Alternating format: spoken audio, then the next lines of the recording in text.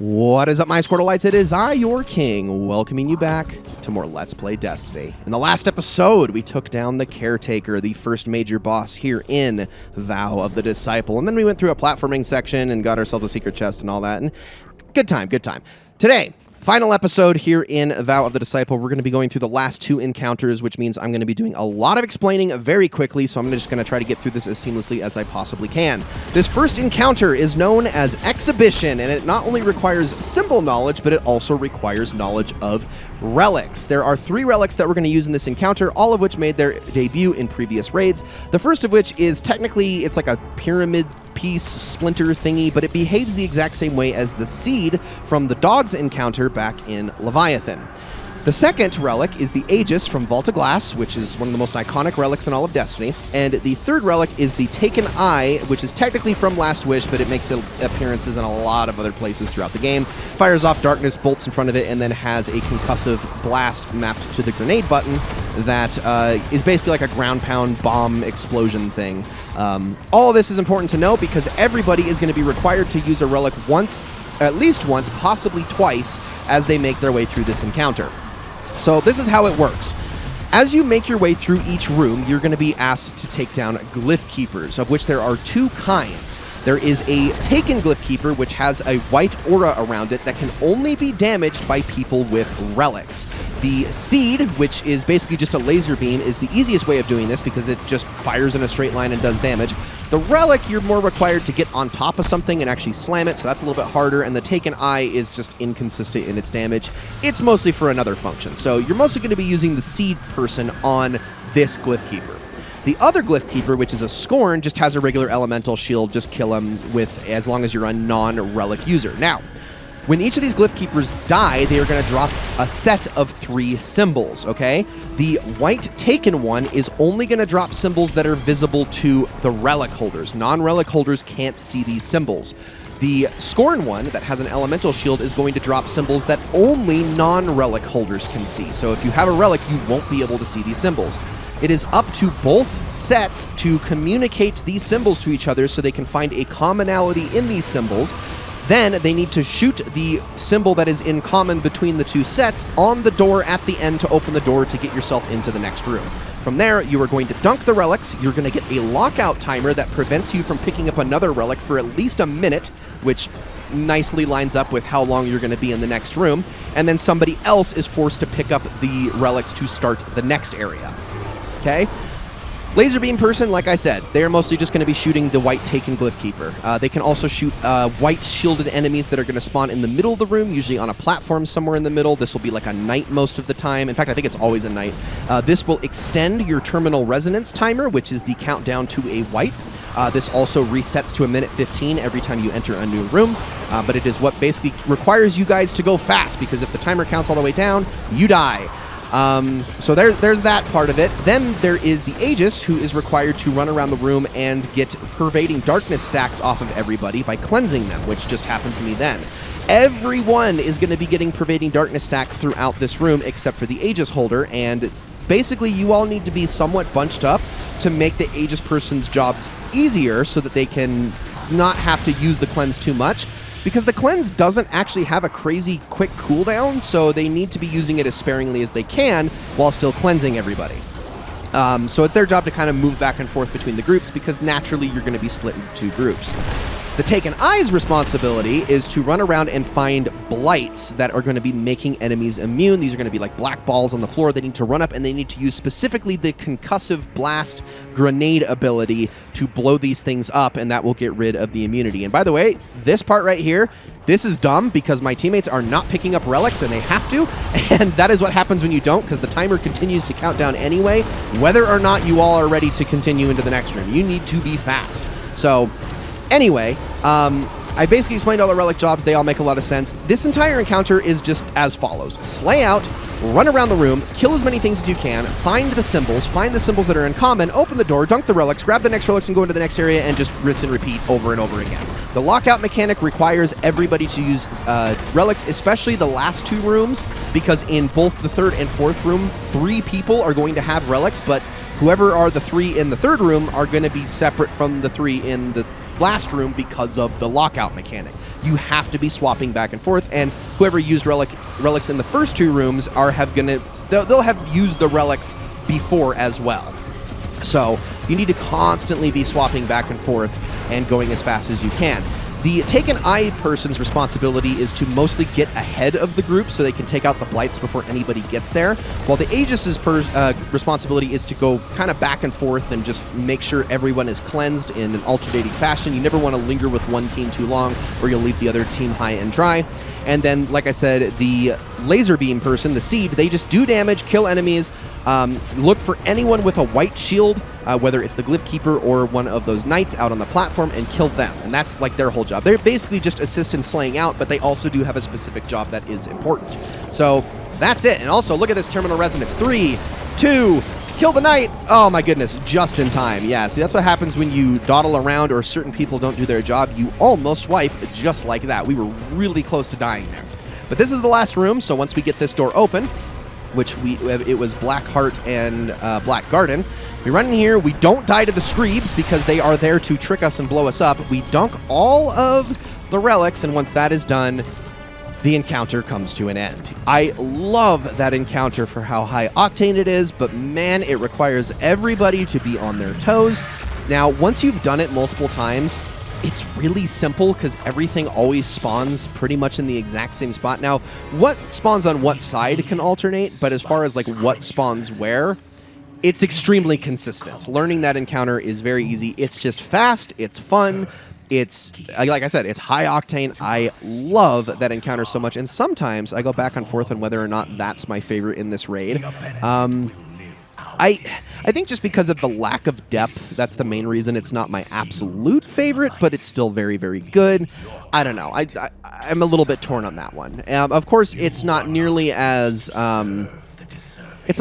difficult to understand, or not nearly as like, you don't have to be focusing as much, and you honestly don't even have to be as communicative as you do in like the acquisition encounter, but you still need to be on your toes. You still need to be saying things. You guys need to make your call-outs clear and perceptive, and say everything that needs to actually be said to, you know, to actually make progress throughout the room, because sometimes you'll have relic people who aren't in the correct spots at given times, and yeah, it's definitely something that requires communication, but you need to be on your toes knowing what's happening at all times. So we get through this last platforming section, and actually I believe I just did a huge cut there because I spent about 2 minutes looking for the door that was going to get us to the last symbol for our red border chest. But this is now the final platforming section that is going to take us to the final encounter. One I'm actually kind of terrified to explain because, I don't know, I've never explained this one before. I've never done that before in my life, so I will try to do the best that I possibly can. I'm going to be a little bit vague about it, but I'll do what I can, because this one, in a lot of ways, is nothing like the previous encounters. Like, it is and it isn't, if that makes sense. I don't know. It's a little confusing, but it's also freaking great. In fact, this is a big part of why this is my favorite raid in the entire game, if I'm being completely honest with you. So just make our way through this last section, and then we can finally approach the Upended, which is the giant obelisk in the center of the room, or in the center of the pyramid, excuse me. And this is where we're going to do battle against Rhulk, the first disciple. So you can see the platform down there. I think I want to go to the other side here, but you can see the platforms down there. This is a two-parter, this whole fight. I also love that drown, drown, drown. I love how ominous it gets as you make your way through the pyramid. And of course, Rhulk taunts you the entire way. This raid was honestly so unprecedented when it first came out that there's something so memorable about it and the way it stands out beyond all the other raids in Destiny. But after we wait for everybody to get there, we jump down and let's begin. Okay, so like I said, this fight is split into two parts. The first part is you're going to require the use of 4 people while everyone else slays out. Now, ad clear here is extremely easy, so you really don't have to focus on that too much. Rhulk is going to sit there in the back of the room, and he is going to taunt you the entire time. When the fight starts, he's going to put up a twisted pyramid thingy above his head. Now, it is the job of the first person in the group of 4 to shoot this thing, but what they need to do is after they shoot it, they need to pass off a buff. So watch, I'm going to shoot this, and I'm going to get what's called Leeching Force. And then what I need to do is I then need to stand on the glowing plate with Leeching Force, and I need to spread it to 2 of my teammates because that will create 2 more splinters, and they will take Leeching Force from me, but now they both have it. That beam that he shoots out right there, anyone with Leeching Force that gets hit by that beam gets Emanating Force and does not take damage. But if you don't have Leeching Force, that thing just straight up kills you. So you have to be careful of that. Now, only 2 people want Emanating Force. If you are dunking symbols, you are the only people that want Emanating Force. Anybody that does not have Emanating Force is going to die when the timer counts down. Now, after they get Emanating Force, it is my job, this is what I'm doing, is to get Leeching Force back so that when the next phase of symbols starts, I can pass it off to them again. So they're all doing the symbol mechanic right now. The symbol mechanic is very simple. The 2 people that got Leeching Force from me get Emanating Force. They are supposed to look for symbols that are in common with one another, but people with Leeching Force and Emanating Force can see one set of symbols, and people without can see another set of symbols. Our 4th person, who is Frantic 4 up there on the top left, is up there basically telling them which symbols they can see. So the 2 with Emanating Force call it out. They tell him, and then he basically relays off which one is in common, so they know where to go dunk. There is a set on the... he basically goes like R1, R2, R3, or L1, L2, L3, so they know which pillars to go dunk in based on the symbols that are in common. We're going to do this a few times, and we're continually passing this off, but me, I am basically just letting everyone do their thing while I hold on to Leeching Force, because the last thing I want to do is accidentally get Emanating Force. If I get that, we can reset this one time, but if we have to reset it a second time, we all wipe.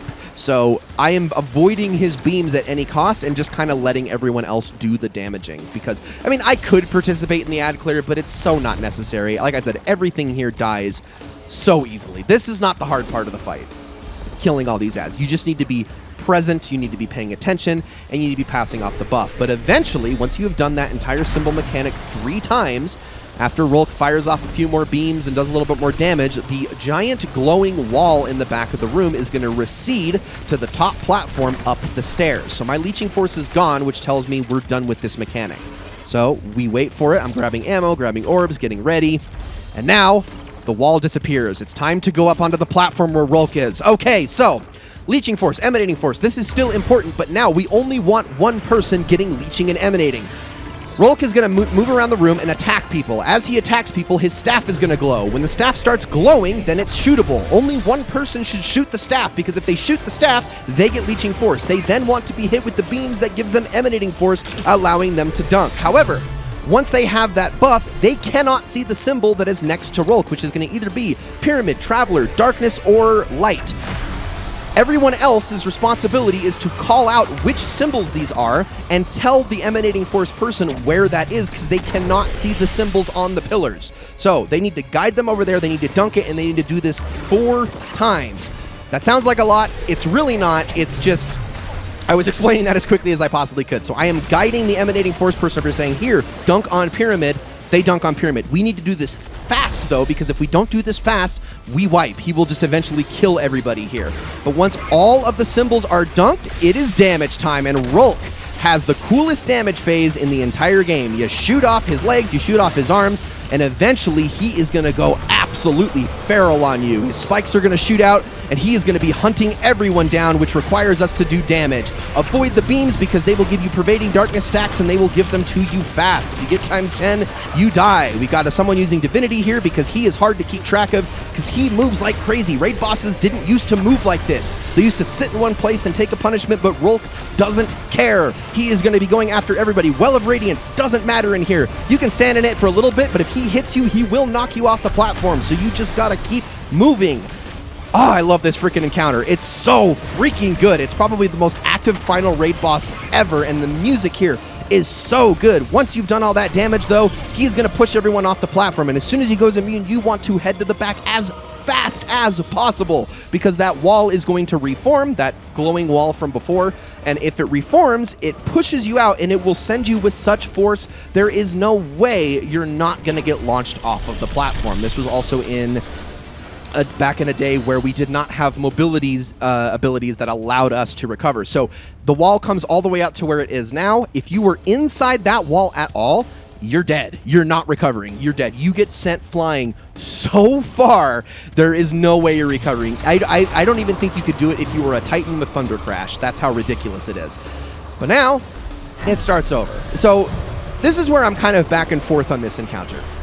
On the one hand, when you're up on the stairs and you're fighting Rhulk, oh my gosh, what a fight. What a fight. It is, I think, the coolest fight in any raid in Destiny history. It is so intense. It is all over the place. The fact that he is constantly moving like that makes it so terrifying, but also so fun. And he is a threat. He will, if he hits you directly, he will one-shot you. He has this little, like, kick he does, and I love it, too, because he, like, puts his arms behind his back like he doesn't give a shit about you, and then just walks up and just gives you a little, like almost like the Luigi kick in Super Smash Brothers. He just doesn't care. And then if that kick hits you, you just straight up die. But like there's that move, but then there's his staff attacks, which send you flying. There's his beams that can give you all those pervading darkness stacks. All that stuff can be terrifying and a lot to deal with, but you just have to keep moving, be on your feet. If he's after you, move back closer to your teammates so you can take aggro off of yourself and just constantly dish out damage.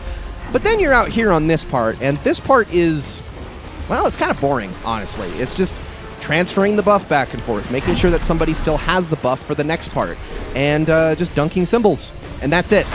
That's all this is. See, if I had gotten hit right there, we would have been in big trouble because I would have gotten Emanating Force. Although I think we were on the last set of symbols anyway, so it honestly wouldn't have been that huge of a deal. Well, actually, I think it still would have counted down and killed me. I can't remember that part exactly. It's kind of like 50-50. Like, the pace goes back and forth. You know, everybody has different jobs that are assigned to them, but honestly, this is probably, of all the fights in this raid, this is probably the one where you really only need 4 people to understand the mechanics, and the rest can just kill things and do damage to the boss. So in a lot of ways, not too dissimilar from the Caretaker, where not everybody's required to do everything, but for the most part, I mean, it's good to have everyone on the same page, but you can still assign roles. So we're back up here, we're back to getting symbols, shooting the staff. Again, my team likes to give 2 people the Leeching Force jobs just because it makes it just a little bit easier to constantly have, because it's not good to always have one person responsible for the buff. If they are, and if anything happens to them, that's a big, bad thing to have. So this is why my team kind of separates and splits up responsibility a little bit. So we let 2 people do it while the other 4 are in charge of symbols and directing the Emanating Force bearers. But yeah, just running around the room. The good news is you don't have to worry as much about getting hit by the beams in this section as you do in the first section if you carry Leeching Force, because everyone that gets Leeching Force here wants to get Emanating Force, so it's actually better. You just don't want the Pervading Darkness stacks. Now, that's not as threatening now, but it is going to be a lot more threatening here in a little bit. So I'm basically running around the room trying to direct everybody to where they go. My job in here was basically, hey, you get Emanating Force, run to me. That was basically what I was doing. Although Rhulk just about bitch slapped me there, so that could have gone really, really badly. But yeah, I keep shooting those parts of his legs, shoot his shoulders, and eventually damage is going to start. And this should be our final damage phase before we get into Final Stand, but I have to explain how Final Stand works because that is important. You are, just like Caretaker, forced into Final Stand in this fight. So, once we get him down and once damage begins, there it is. Let's get to work, do what we can, knock this guy out, hit it with a few golden guns for some damage, watch out for these beams. Now, the Pervading Darkness stacks are going to matter as you get into Final Stand because you're not just going to get Pervading Darkness from his beams. You're also just going to have them increment and count up over time, which means, well, they don't count down anymore.